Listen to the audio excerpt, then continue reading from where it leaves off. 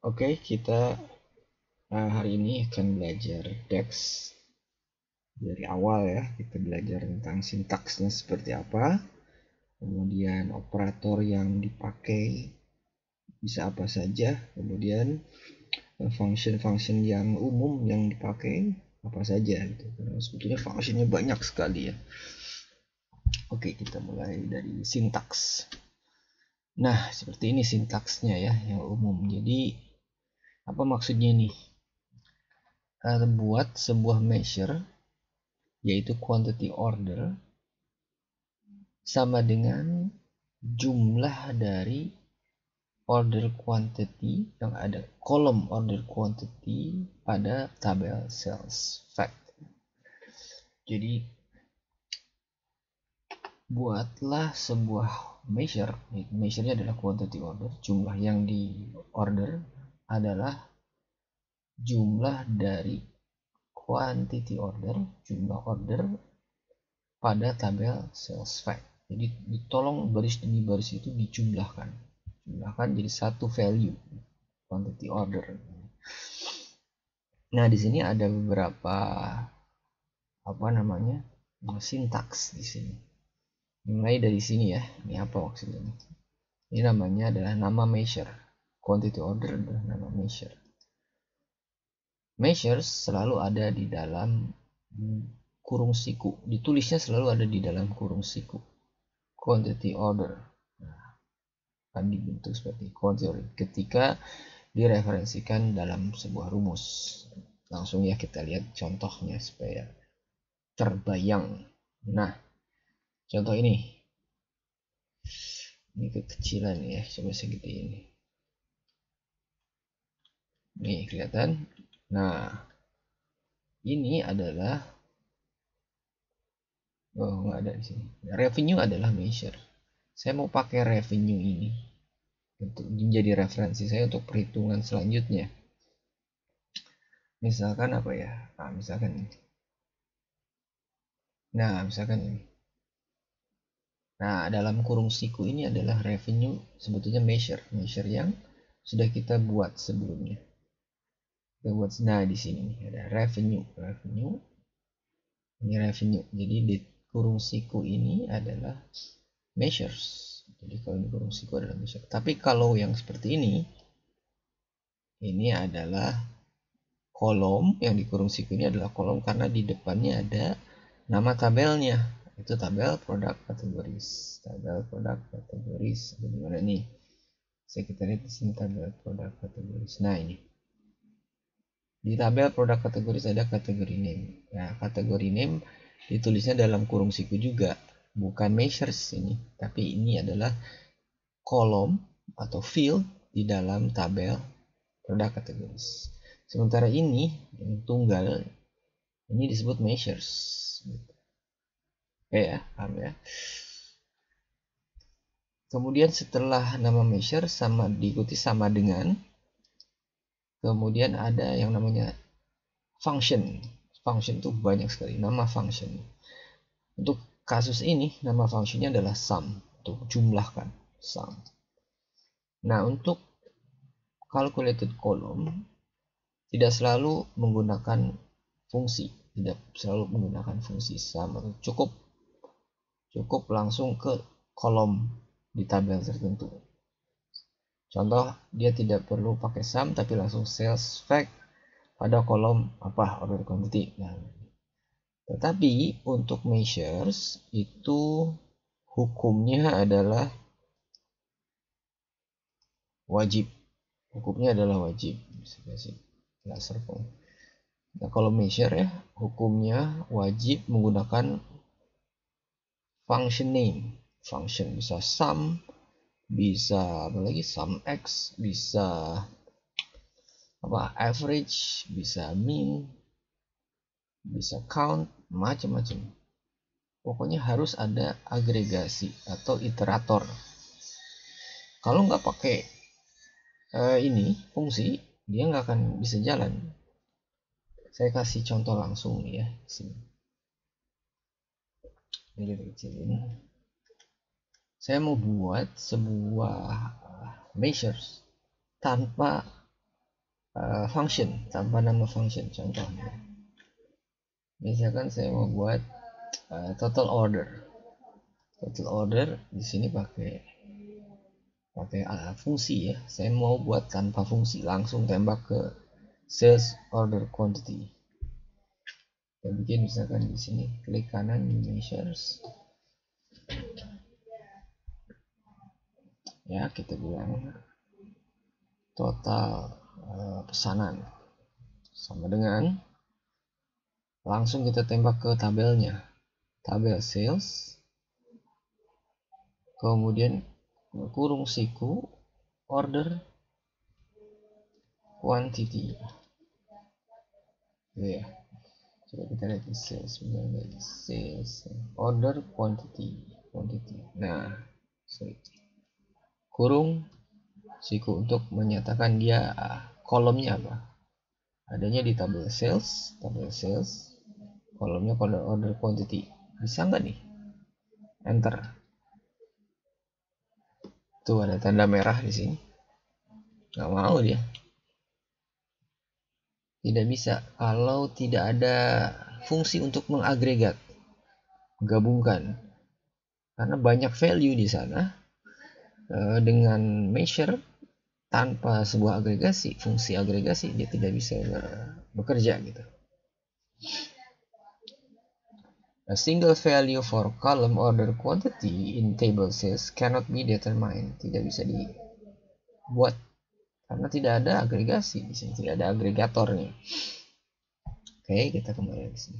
Jelas ya, jadi measure harus selalu diawali dengan function name.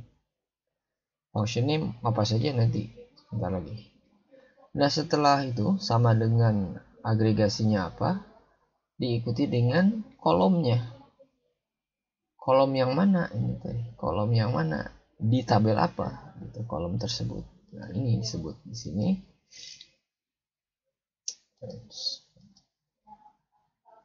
Di tabel apa?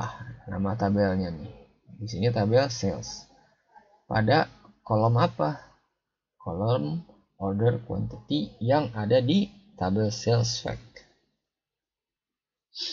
Catatan, ini adalah contoh kolom yang memenuhi disebutnya syarat penuh karena diawali dengan nama table, diikuti dengan nama kolom. Untuk penulisan nama table dengan spasi harus diawali dan diakhiri oleh tanda kutip tunggal. Nah, seandainya ini ya, tidak ada underscore di sini, tapi sales spasi fact. Nah, penulisannya tidak bisa tanpa tanda kutip 2 ini. Ini harus ada tanda kutip 2 atau apostrof gitu ya. Kalau dia ada spasi. Jadi kalau ini ada kutip tunggal, sales spasi fact kutip tunggal tutup. Order quantity baru bisa. Tips bagi kolom referensi, kolom yang menjadi referensi, gunakan nama dengan persyaratan penuh, yaitu tabel diikuti kolomnya. Tabel diikuti. Kalau mau jadi referensi ya. Sedangkan untuk referensi measure, cukup gunakan tadi kurung siku saja. Nama measure-nya. Oke. Sekarang kita belajar operators yang berlaku di DEX. Nah, ada yang namanya arithmetic operator. Arithmetic itu ada tambah, ada kurang, kali, bagi, kemudian pangkat. Jadi operator ini berlaku di DEX. Kemudian ada lagi operator namanya operator comparison, pembanding. Operasi pembanding adalah menggunakan sama dengan, kurang dari, atau lebih dari, kurang dari, lebih dari, sama dengan, kurang dari atau sama dengan, atau tidak sama dengan, not equal to. Contohnya gini, misalkan equal to, dalam hal ini contoh, misalkan kita punya kolom city di mana isinya adalah macam-macam kotanya, ada Boston, Michigan, bla bla bla bla. Nah, kita hanya mau mengambil Boston City sama dengan tanda kutip, karena dia string maka harus pakai tanda kutip Boston, string atau kutip tutup, string ya.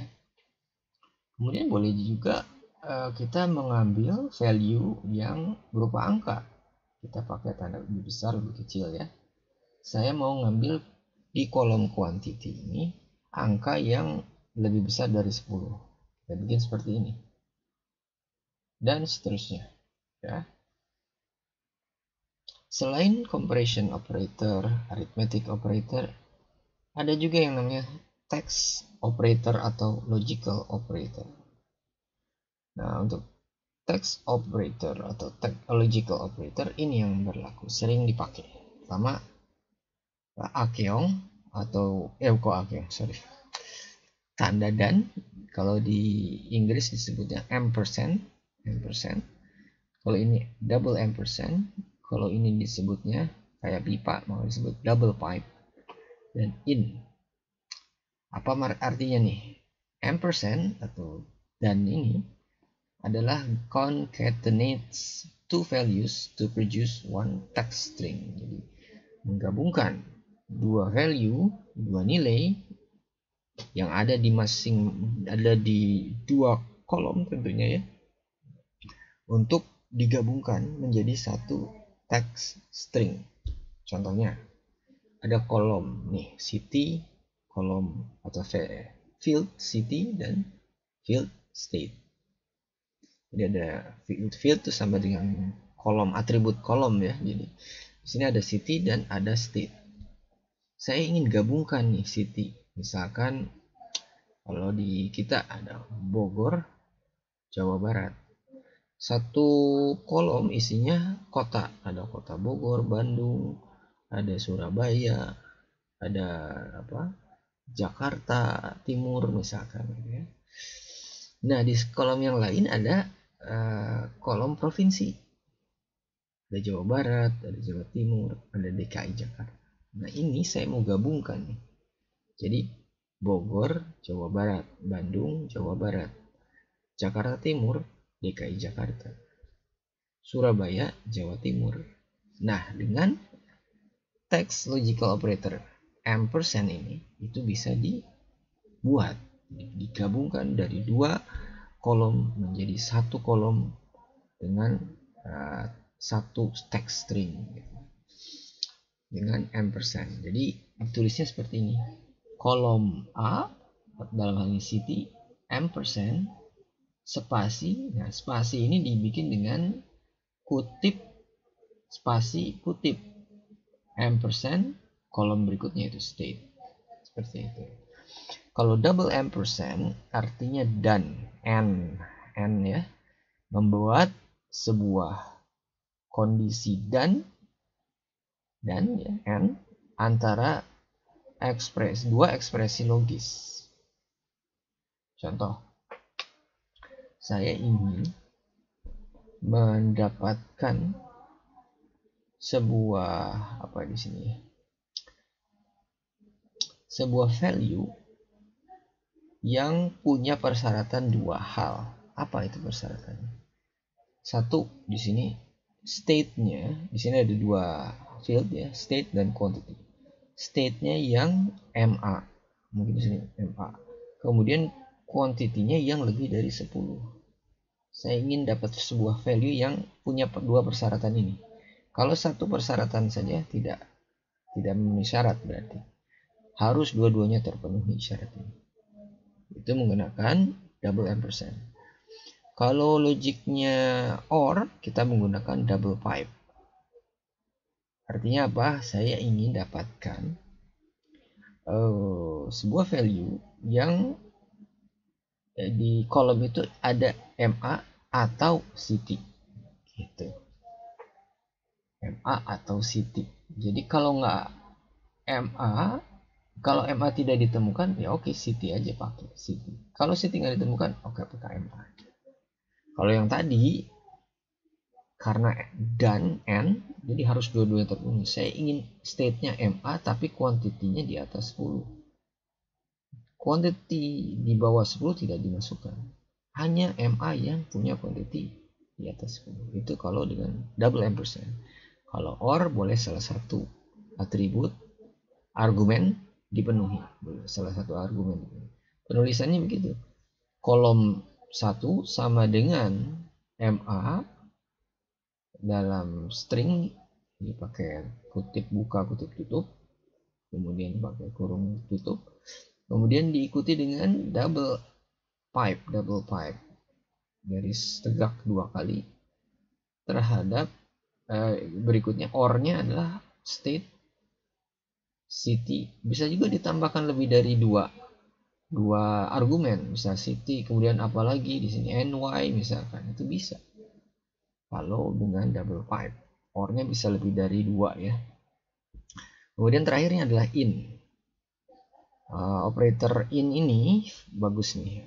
Sering kita mendapatkan permintaan misalkan coba carikan revenue dari kota-kota tertentu. Misalkan saya ingin dapat revenue dari kota MA, City, NY misalkan ya. Gimana caranya? Kita menggunakan operator in.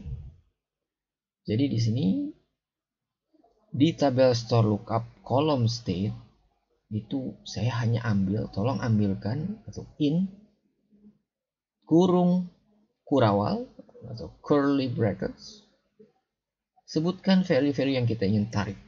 Sini MA, City, NY, kurung kurawal tutup. Nah, dengan ini kita bisa memfilter hanya value-value tertentu saja yang akan ditarik. Jadi banyak sekali nih variasi-variasi yang bisa kita kembangkan dari hanya sekian operator yang kita tahu nih. Nah, ini contoh, bukan contoh, ini link untuk teman-teman kalau mau mendalami lebih jauh ya. DEX operator reference ada di dokumentasi Microsoft, silakan. Atau di sini dex.guide /operators juga sama. Nah, sekarang kita lihat secara umum apa saja sih fungsi DEX itu, kategorinya seperti apa, isinya apa masing-masing kategori. Jadi seperti ini, ada yang fungsinya berupa matematik dan statistik, ada yang fungsinya logical, ada yang fungsinya teks, ada fungsi filter, ada fungsi waktu atau hari, tanggal, dan waktu. Nah, untuk fungsi matematik dan statistik itu selain agregasi dasar seperti ini, ada juga iterators. Iterators itu mengevaluasi setiap baris pada tingkat baris atau row ya, row by row itu dengan iterators. Bedanya agregasi dengan iterators hanya dibedakan dengan huruf X di belakang agregat. Kalau di sini sum, maka untuk iterator gunakan sum X, average X, max X, min X, rank X gitu. Jadi ada macam-macam, ada sum, average, max, min, count A, count row, distinct count. Itu adalah fungsi dari math and stats. Oke, fungsi berikutnya adalah fungsi untuk menampilkan informasi nilai-nilai dengan ekspresi kondisi yang sudah ditetapkan. Nah, ada yang if error, and, or, not, switch, true, false. Dia ada logikanya. If terpenuhi sebuah argumen, maka jawaban true-nya adalah apa? Lainnya berarti false apa gitu. Else apa. Oke. Ada juga fungsi text. Fungsi teks ini untuk memanipulasi teks string atau mengatur format tanggal atau mengatur waktu dan angka. Mungkin ada contoh ya, coba nanti kita lihat contohnya seperti apa. Coba di sini mungkin ada. Di kalender, udah ada kalender belum ya? Kalender date tables. Kita coba lihat di date tables. Date tables. Nah, ini seperti ini. Ketika kita bicara month number, maka kita menggunakan format. Formatnya adalah month number, coba sini month number, maka akan menjadi 07. Jadi data ini ya, data tanggal ini 7 bulan 7 tanggal 1 2016. Ini bisa kita konversi dengan format. Jadi kita hanya mengambil bulannya saja. Bulannya 2 digit 07 sebagai bulan Juli. Maka kita kasih format, perintah DEX-nya adalah format, merujuk kepada date, kolom date. Kemudian di sini ada mm adalah 07 di sini bulannya ya. Nah, kalau format lainnya misalkan year month number itu gimana? Coba di sini year month number. Maka akan kita bikin formatnya seperti ini. Format date kemudian kutip y 4 kali /mm. Jadi yang dimunculkan adalah tahun dalam 4 digit. Kemudian /07 2 digit gitu. Dan seterusnya ya, ini contoh sintaks dari DEX, dari fungsi teks, memanipulasi format tanggal tadi. Format teks tadi bisa teks string ya, tadi kita gabungkan dari 2 kolom menjadi 1 kolom dengan 1 string. Katakan Bogor, Jawa Barat, Jakarta Timur, DKI Jakarta gitu. Jadi yang biasa dipakai adalah tadi concatenate, bisa format left mid right upper lower. Jadi misalkan ingin mengubah teks itu dari huruf kecil semua menjadi huruf besar semua, bisa, dan seterusnya. Banyak macamnya ya. Kemudian fungsi filter ada merupakan fungsi lookup function berbasiskan tabel relasi dan fungsi filtering untuk kalkulasi yang dinamis. Ini nanti secara khusus kita akan terangkan ya dengan contoh. Ya, saya sebentar akan kasih tunjuk dulu seperti apa calculate. Contoh ini ya, calculate nih. Fungsi calculate. Calculate ini contohnya di perhitungan apa ya? Begini nih. Nah, contoh. Nah, ini. Calculate dipakai untuk memfilter, buat filter sebetulnya. Di sini sebenarnya ingin membuat perhitungan revenue dibagi total revenue. Jadi apa namanya ini ya, pembilang dibagi penyebut, kalau di divide begitu ya. Dan pembagian itu gini,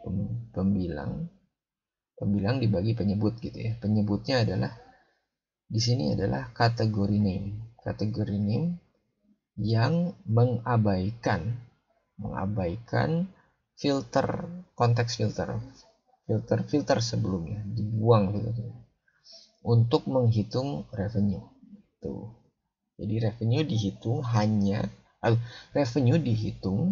dengan menghilangkan konteks filter, khususnya filter kategori name. Itu maksudnya. Jadi ada di sini 2 fungsi, itu calculate dan all. Dua-duanya adalah fungsi filter, calculate dan filter, dan all tadi ya, calculate dan all. Dia adalah fungsi filter. Filter itu menyaring, jadi mengambil hanya value-value tertentu saja di kolom-kolom tertentu pada tabel tertentu. Ini ada contoh related. Nah, ini menarik. Related itu mengambil angka atau value pada tabel lain yang punya relasi. Jadi kita kan sebelumnya belajar model ya. Model nih misalkan. Dia model ini, model produk, di model ini ada model sales ini terhubung ke tabel produk. Nih, tabel produk. Jadi ada produk key-nya kan di sini. Di sini ada produk key itu, produk key. Nah, dengan related, ketika kita melakukan kalkulasi, itu bisa menggunakan tabel sales, tapi data lainnya bisa kita pakai dari tabel produk. Misalkan di sini saya ingin tahu revenue. Revenue itu adalah hasil perkalian dari order quantity, jumlah barang dikali harga tiap jenis barang, product price. Nah, dua value ini ingin kita gabungkan. Bagaimana caranya? Kita menggunakan related. Fungsi related. Contoh ya, kita lihat di sini. Kita lihat di sales, tabel sales. Perhatikan di sini. Di sini ada revenue. Sudah kita pernah bikin. Nah, revenue calculated column sama dengan sales order quantity. Jadi order quantity, kolom order quantity di tabel sales ini tabel sales ini ya, dikalikan dengan product price yang datanya ada di mana? Related di produk, tabel produk. Tidak di tabel sales, tapi ada di tabel produk. Ini tabel produknya. Di sini ada product price. Nah, dengan fungsi related, karena kita sudah punya model yang menghubungkan produk, tabel produk dengan tabel sales, maka kita bisa menggunakan ini, function ini, related. Jadi kita di sini mengambil angka-angka order quantity pada tabel sales dikalikan dengan angka-angka pada product price pada tabel produk. Sehingga hasilnya seperti ini.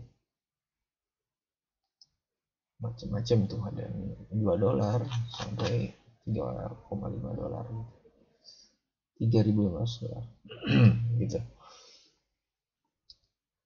Jadi supaya ada gambaran realnya gimana sih? Ya gini, ini salah satu aja ya dari sekian banyak filter fungsi ya. Kemudian ada fungsi tanggal dan waktu. Nah, ini fungsi tanggal dan waktu dasar, termasuk juga operasi advanced time intelligence.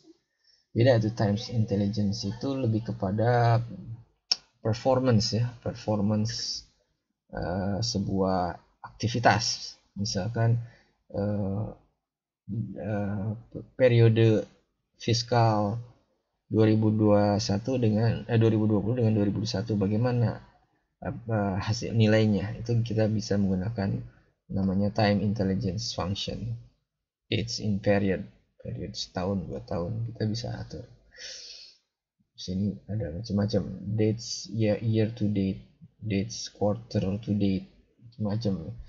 Atau yang umum yang biasa bukan time intelligence function ya, ada date diff, ada year frac, ada year month day, today. Jadi contohnya gini yang gampang, kita lihat langsung ke Power BI-nya di tabel date.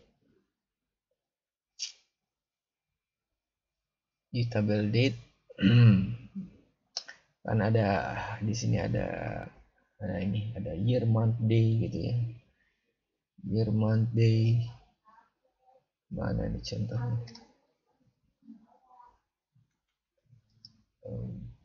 Nggak ada contohnya saya. Nggak ada contohnya, ini langsung kita bikin format. Nah,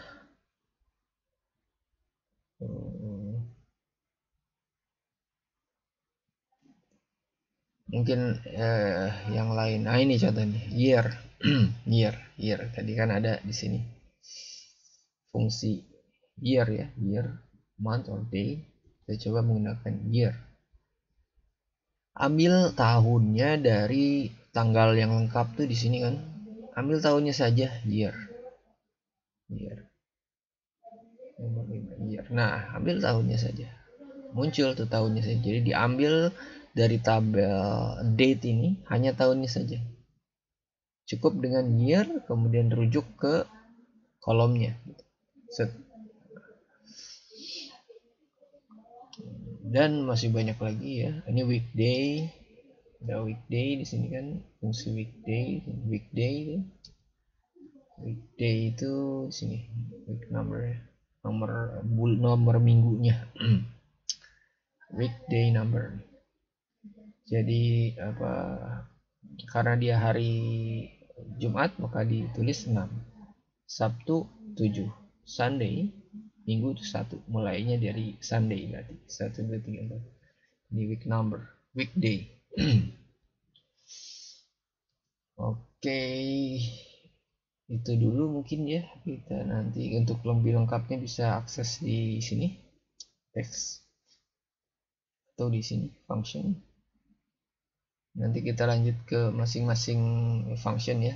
Beberapa function yang sering dipakai, kita akan coba salah satu dipraktekkan di Power BI. Sampai ketemu di video berikutnya. Terima kasih.